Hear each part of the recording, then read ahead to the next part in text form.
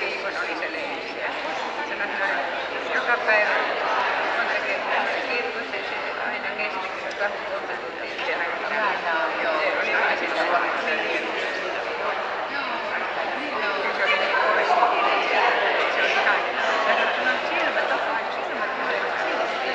Hän on niin täsmällisesti.